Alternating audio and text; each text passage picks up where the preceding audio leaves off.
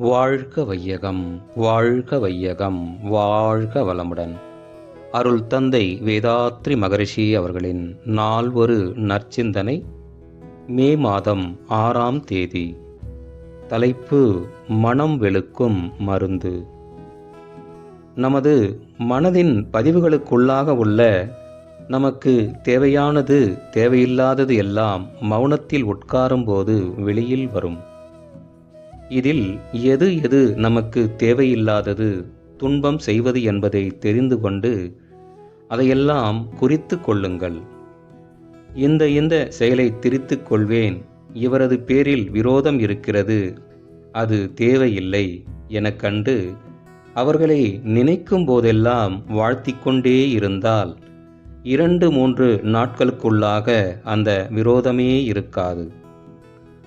அம்மாதிரியான எண்ணங்களால் ஏற்பட்டுள்ள பதிவுகள் எத்தனை வைத்திருக்கிறீர்களோ அவற்றையெல்லாம் எடுத்து வழித்து எரிந்துவிட வேண்டும்.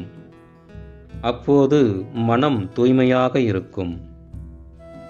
மறுபடியும் அதே பதிவுகள் எண்ணத்தில் மேலோங்கி வந்தால் மறுபடியும் சங்கல்பங்களை போட்டு சரிபடுத்திக் கொள்ளலாம்.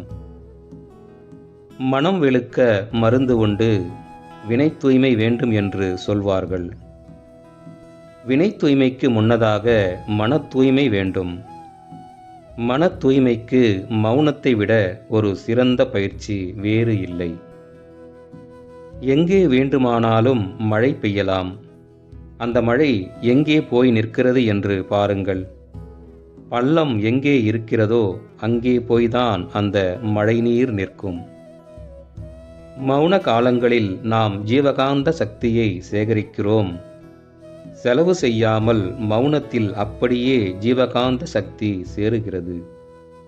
அந்த சக்தி அழுத்தம் பெறும்போது உடலுக்குள்ளாகவே தேங்கி நிலைத்து நிற்கும். அருட்தந்தை அவர்கள் வாழ்க வளமுடன்.